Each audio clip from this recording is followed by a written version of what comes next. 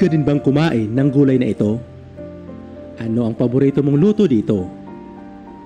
Marami ang hindi nakakaalam na nagtataglay pala ng kahangahangang benepisyo ang gulay na sitaw.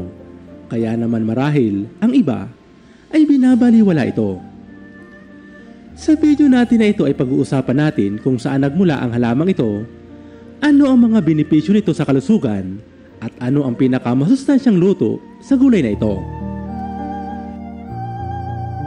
Ang sitaw o string beans ay isa sa mga pinakapopular na gulay sa Pilipinas. Madali itong lutuin at masarap isama sa iba't ibang ulam. Bukod sa lasa, mayroon din itong maraming benepisyo para sa ating kalusugan.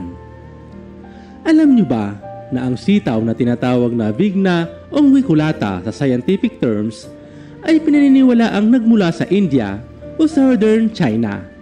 Ibig sabihin nito, libo-libong taon na itong bahagi ng pagkain ng tao. Mula sa Asia, naglakbay ito papunta sa Africa at kalaunan, kumalat na sa buong mundo, kasama na ang Pilipinas. Sa unang tingin, parang normal lang na gulay ang sitaw. Pero sa bawat isang piraso, mayaman ito sa nutrients na kailangan ng ating katawan. Kaya't bukod sa masarap, alam nyo bang may mga sakit na pwede nitong matulungan? Narito ang 10 pangunahing benepisyo ng sitaw sa ating kalusugan. Nagpapababa ito ng panganib ng sakit sa puso. Ayon sa isang pag-aaral, ang sitaw ay may mataas na antas ng flavonoids na mga kimikal na nakakatulong sa pag-iwas ng pagbara ng dugo sa mga ugat at arteries. Ang mga taong may mataas na flavonoid levels ay nagpapabawas ng posibilidad ng cardiovascular disease, heart attacks, at stroke. Nakakatulong sa pagkontrol ng diabetes. Ang sitaw ay isa sa mga gulay na kilalang may hypoglycemic influence sa mga pasyenteng may diabetes. Ibig sabihin, nakakababa ito ng blood sugar levels sa katawan. Ang natural na regulators ng diabetes ay bihira. Kaya ang koneksyon ng sitaw at katulad ng mga halaman sa pagkontrol ng diabetes ay magandang balita para sa marami. Pampalakas ng immune system. Ang sitaw ay mayaman sa iba't ibang antioxidant na nakakapagpataas ng immune system. Ang mga antioxidant ay mga benepisyong sangkap sa ating katawan na lumalaban sa mga mapanganib na free radicals bago pa sila makapagdulot ng sakit o pinsala sa mga tisyo. Nakakatulong sa pagtunaw ng pagkain. Ang mataas na fiber content ng sitaw ay nakakaapekto ng positibo sa digestive system. Pinapadali nito ang proseso ng pagtunaw at nagpapabilis ng bowel movements na maaaring magbawas ng stress sa bowel walls. Sa pamamagitan ng sapat na fiber sa ating dieta, maaari nating maiwasan ang ilang mga digestive issues tulad ng constipation, hemorrhoids, ulcers, at acid reflux disease. Nakakatulong sa fertility at pregnancy. Ayon sa isang pag-aaral sa Harvard Medical School, ang pagkain ng masusustansyang pagkain tulad ng sitaw ay maaaring magpataas ng fertility dahil ang mga ito ay puno ng iba't ibang nutrients. Ang sitaw ay magandang source din ng folic acid na mahalagang sangkap para sa ilang mga internal processes, lalo na ang pagprotekta sa mga sanggol sa sinapupunan. Ang folic acid level sa katawan ng isang babae ay mahalaga para sa normal at malusog na development ng fetus. Nakakatulong sa pangangalaga ng mata. Ang sitaw ay mayaman din sa vitamin A at C na parehong mahalaga para sa eye care. Ang vitamin A ay tumutulong sa pagpapanatili ng malinaw na vision at pag-iwas sa mga eye infection. Ang vitamin C naman ay tumutulong sa pagprotekta sa mga mata mula sa mga pinsala ng UV rays at oxidative stress. Nakakatulong sa pagpapalakas ng buto. Ang sitaw ay mayaman din sa calcium at phosphorus na parehong mahalaga para sa pagbuo at pagpapanatili ng malusog na mga buto at ngipin.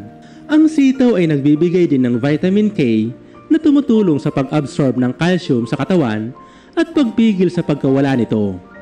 Ang sitaw ay maaari ring magbigay ng magnesium at manganese na dalawang mineral na nakakatulong sa bone density at prevention ng osteoporosis. Nakakatulong sa pagpapababa ng blood pressure. Ang sitaw ay mayaman din sa potassium na isang mineral na nakakatulong sa pag-regulate ng blood pressure.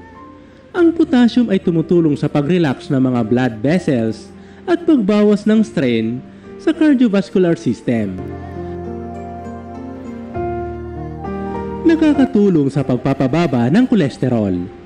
Ang sitaw ay mayaman din sa fiber na isang sangkap na nakakatulong sa pagpapababa ng LDL cholesterol o bad cholesterol levels. Ang fiber ay tumutulong din sa paglinis ng colon at pagtanggal ng mga toxin sa katawan.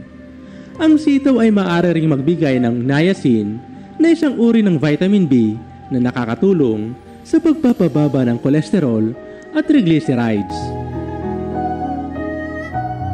Nakakatulong sa pagpapaganda ng balat.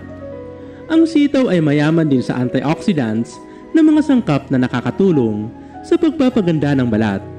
Ang antioxidants ay tumutulong sa paglaban sa mga free radicals na nagdudulot ng premature aging, wrinkles, at dark spots. Ang sitaw ay maaari ring magbigay ng vitamin C na isang antioxidant na tumutulong sa collagen production at skin elasticity.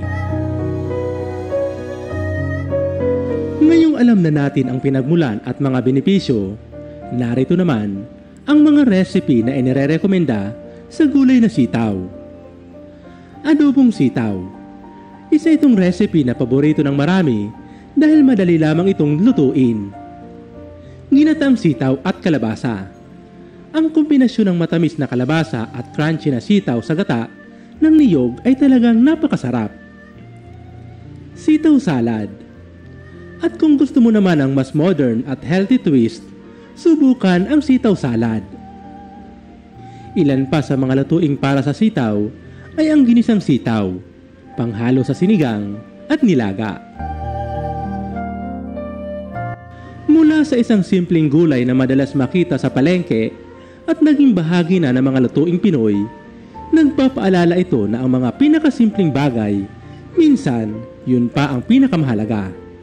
Simple lang, pero mayaman sa kwento, sa sustansya at sa sarap. Kaya naman sa susunod na makakita ka ng sitaw, wag mo na itong babaliwalain. Ano ang masasabi mo sa gulay na sitaw? Anong luto ang pinakagusto mo dito? Ibahagi ang iyong sagot sa comment section at babasahin namin ito. Kung nagustuhan mo ang video na ito, ibahagi ito sa iba para madami pa ang makaalam tungkol dito. Huwag din kalimutang mag-subscribe sa channel na ito para lagi kang updated sa mga bago naming upload. Ito pong muli si UCL. Maraming salamat po sa panonood. Hanggang sa muli po. God bless.